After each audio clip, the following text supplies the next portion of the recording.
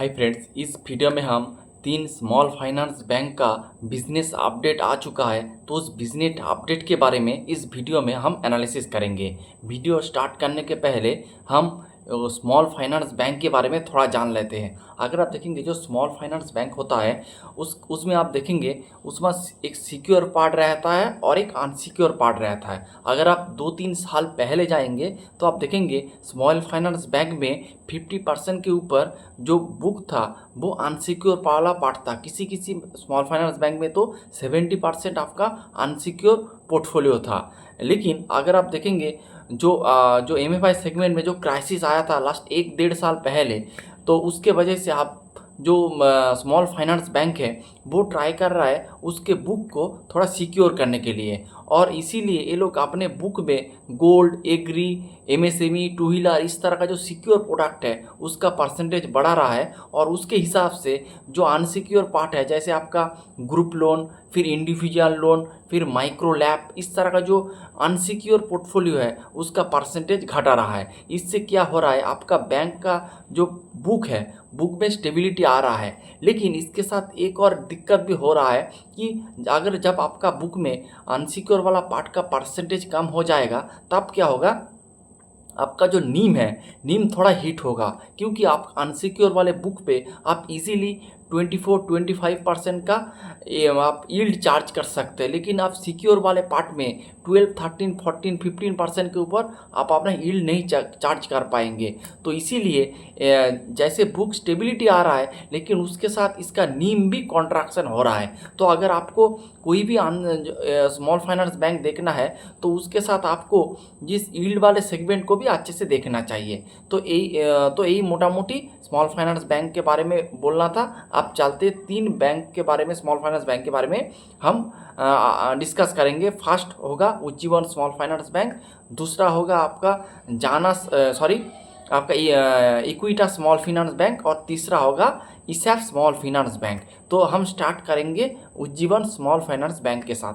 अगर आप Ujjivan small finance bank को देखेंगे, एक स्टेबल प्लेयर मोटा मोटी 20% से अपना लोन बुक को ग्रो करते हैं। लेकिन अगर आप Q1 FY26 का रिजल्ट देखेंगे तो इसका लोन बुक ऑलमोस्ट 29% से ग्रो किया, जो कि बेहतरीन नंबर इन लोगों ने शो किया है। उसके साथ अगर अब इसका जो ग्रुप लोन देखेंगे यानी जो एमएफआई सेगमेंट के अंदर आता है वो 30% से ग्रो किया है। इंडिविजुअल लोन जो माइक्रो सेगमेंट में आते हैं वो 16% से ग्रो किया है। और उसका जो माइक्रो मॉर्गेज यानी हाउसिंग जो लोन वो भी 41% से ग्रो किया है। और इसका जो सिक्योर वाला बुक है यानी जिसमें आपका एमएसएमई है, गोल्ड है, टू व्हीलर है, एग्री है, इस तरह का जो प्रोडक्ट है उसका जो बुक है सिक्योर बुक, उसका बुक मोटा मोटी 42% से ग्रो किया है। तो अगर आप ओवरऑल बेसिस पे देखेंगे इसका जो ग्रोथ है बहुत ही तगड़ा है। और उसके साथ अगर आप देखेंगे इसका जो अगर आप देखेंगे इसका सिक्योर बुक का जो मिक्स है वो मोटा मोटी जो 45 था Q1 ऑफ FY26 में, अब वो बढ़ के हो चुका है ऑलमोस्ट 50%। तो इसका जो टारगेट था कि हम धीरे धीरे सिक्योर वाले बुक का परसेंटेज बढ़ाएंगे, तो बैंक वही दिशा पे चल रहा है। उसके साथ अगर आप इसका डिपॉजिट बुक देखेंगे वो 25% से ग्रो किया है, उसका भी नंबर बहुत ही अच्छा है। अगर आपका लोन बुक का ग्रोथ 30% है और डिपॉजिट बुक का ग्रोथ 12, 13, 15% होगा तो ये थोड़ा मिसमैच होंगे। तो अगर आपका लोन बुक ग्रोथ के साथ डिपॉजिट वाला बुक भी अच्छे रेट से ग्रो करेंगे तो बैंक के लिए अच्छा होगा। तो यही बात है। फिर इसका कासा देखेंगे, कासा जो 24 था, कासा का मीन्स जो करेंट अकाउंट, सेविंग अकाउंट। अगर आप इसको सिंपल लैंग्वेज में बताएंगे तो जिसे कहते हैं सस्ता मानी जो बैंक में पड़ा रहता है, तो उस सस्ता मानी यानी कासा का जो परसेंटेज जो था 24% वो अभी बढ़ के हो चुका है 26%। ये भी एक पॉजिटिव साइन है। उसके बाद अगर इसका डिपॉजिट डिसबर्समेंट देखेंगे वो भी 41% से ग्रो कर रहा है।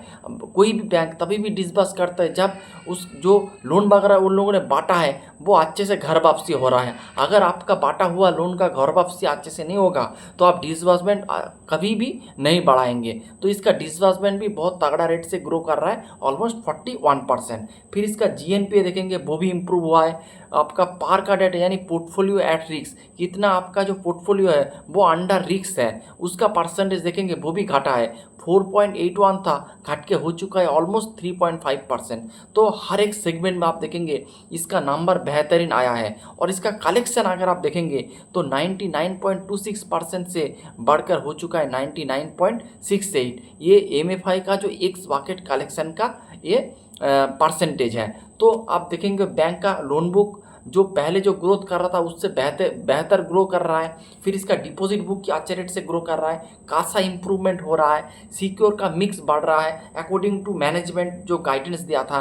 फिर इसका जो एसेट क्वालिटी इंप्रूव हो रहा है, कलेक्शन एफिशिएंसी बढ़ रहा है, उसका बोथ जो बुक है सिक्योर और अनसिक्योर दोनों तरह का जो बुक है वो दोनों तरह का बुक ही इंप्रूव कर रहा है। तो ओवरऑल मेरे हिसाब से बहुत ही तगड़ा नंबर आपका उज्जीवन स्मॉल फाइनेंस ने प्रेजेंट किया है। और अगर आप देखेंगे बैंक का जो FY26 का जो गाइडेंस था कि हम मोटा मोटी 20% से अपना लोन बुक को ग्रो करेंगे, लेकिन फर्स्ट क्वार्टर में देख रहा हूँ कि इसका नंबर जो मैनेजमेंट जो गाइड किया था उसको ओवर अचीव कर रहा है। देखते हैं मैनेजमेंट FY27 के लिए क्या गाइडेंस वगैरह देता है। और अगर आप इसका प्राइस टू बुक वैल्यू यानी वैल्यूएशन कैलकुलेट करेंगे तो ये आपको मोटा मोटी 2 के प्राइस टू बुक में ये बिजनेस मिल रहा है। तो मेरे हिसाब से बहुत ही अच्छा एक बिजनेस है, आप इस बिजनेस को देख सकते हैं। तो ये हो गया। उसके बाद हम डिस्कस करेंगे एक स्मॉल फाइनेंस बैंक जिसका नाम है इक्विटा स्मॉल फाइनेंस बैंक।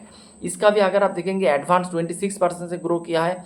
इसका जो कासा का डिसबर्समेंट अगर आप देखेंगे 93% से बेहतरीन स्पीड से ग्रो किया है, डिपॉजिट 10% से ग्रो किया है। तो इस वाले सेगमेंट में मेरे को थोड़ा नेगेटिव लगा है कि आपका एडवांसमेंट यानी लोन बुक ग्रो कर रहा है 26% से और आपका डिपॉजिट ग्रो कर रहा है 10% में, यानी एक मिसमैच हो रहा है, एक गैप थोड़ा वाइडन हो रहा है। ये मेरे को अच्छा नहीं लगा। उसके साथ और एक पैरामीटर जो मेरे को अच्छा नहीं लगा वो है इसका जो कासा का रेशियो।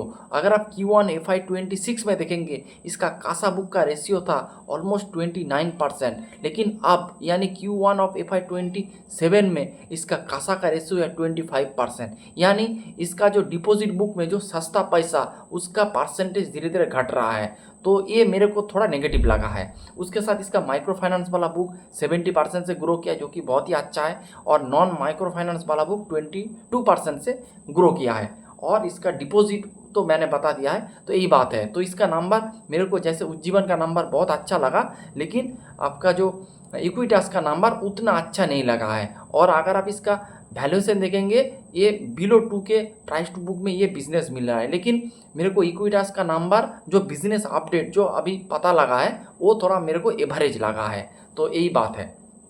उसके बाद हम डिस्कस करेंगे एक स्मॉल फाइनेंस बैंक के बारे में जिसका नाम है ईसैफ स्मॉल फाइनेंस बैंक। अगर आप ईसैफ स्मॉल फाइनेंस बैंक को देखेंगे इसका भी 2 पार्ट है, एक सिक्योर पार्ट एक अनसिक्योर पार्ट। अगर आप देखेंगे मैनेजमेंट भी जो अनसिक्योर वाले पार्ट का परसेंटेज घटा रहा है और सिक्योर वाले पार्ट का परसेंटेज बढ़ा रहा है। अगर आप करंट सिचुएशन में देखेंगे तो मोटा मोटी आपका 40 to 45% जो इसका बुक है वो आपका सिक्योर है, लेकिन मैनेजमेंट का गाइडेंस है कि ये सिक्योर बुक जो ऑलमोस्ट 40 से 45% है इसको अगले आने वाले सालों में इसको बढ़ाकर कर देंगे 70%। और इसका जो अनसिक्योर वाला बुक जिसका परसेंट है 60% इसको घटा के कर देंगे 30%। तो एक बात है। उसके साथ अगर आप इसका प्रोडक्ट मिक्स देखेंगे तो इसका 2 तरह का प्रोडक्ट है, एक आपका माइक्रो फाइनेंस वाला बुक है और दूसरा है आपका सिक्योर बुक। सिक्योर बुक में ये आपका गोल्ड लोन प्रोवाइड करते हैं, एग्री लोन प्रोवाइड करते हैं, 2 व्हीलर 4 व्हीलर लोन प्रोवाइड करते हैं। उसके साथ MSME वाले सेगमेंट में भी लोन देते हैं। तो यही इसका बात है। जैसे आपका दूसरा जो आपका स्मॉल फाइनेंस बैंक जिस तरह का बिजनेस मॉडल है इसका भी ऑलमोस्ट सेम बिजनेस मॉडल है। अगर आप इसका एडवांस देखेंगे तो 27% से इसका एडवांस ग्रो किया है जो कि बहुत ही अच्छा नंबर है। और इसका माइक्रो फाइनेंस वाला बुक का जो ग्रोथ वो है 16%। और इसका जो रिटेल एंड अदर यानी जो सिक्योर वाला पार्ट का जो ग्रोथ है वो है 35%। और डिपॉजिट 18% से ग्रो किया है। कासा का नंबर थोड़ा घटा है, मोटा मोटी ठीक ठाक ही है। और सिक्योर बुक का एडवांस अगर आप देखेंगे सिक्योर एडवांस मोटा मोटी 62 जो 58% था वो बढ़ के हो चुका है 62%। तो सिक्योर बुक का परसेंटेज अभी बढ़ रहा है, ऑलमोस्ट 60% में चला गया है, जिसका मैनेजमेंट का गाइडेंस है कि इसको बढ़ा के कर देंगे 70%।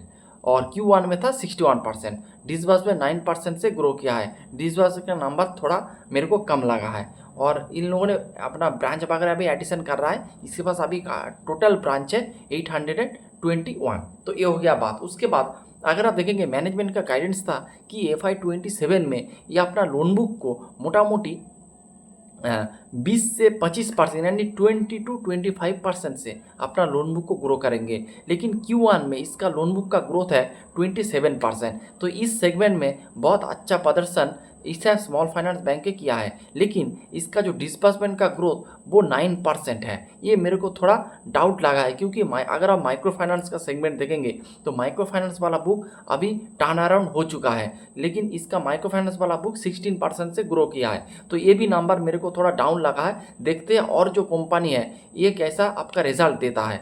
लेकिन अगर आप उज्जीवन या फिर आपका इक्विटा स्मॉल फाइनेंस का माइक्रो फाइनेंस वाला सेगमेंट देखेंगे उसका ग्रोथ इससे बेहतरीन है। तो ये एक बात है। अभी अगर आप इसका price to book value calculate करेंगे तो बिलो 1 के प्राइस टू बुक में ये बिजनेस आपको मिल रहा है और ये बिजनेस अगर आप देखेंगे इस ऐप वो अच्छे दिशा में जा रहा है।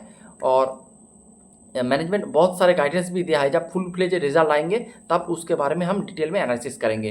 तो यही था इस ऐप्स का जो नंबर आया है, गुड नंबर मैनेजमेंट ने पब्लिश किया है। और मेरे को इक्विटा स्मॉल फाइनेंस बैंक का नंबर थोड़ा एवरेज लगा है और उज्जीवन स्मॉल फाइनेंस बैंक का नंबर मेरे को एक्सेलेंट लगा है। तो यही था स्मॉल फाइनेंस बैंक के ऊपर पूरा discussion. Hope you like the video and thanks for watching.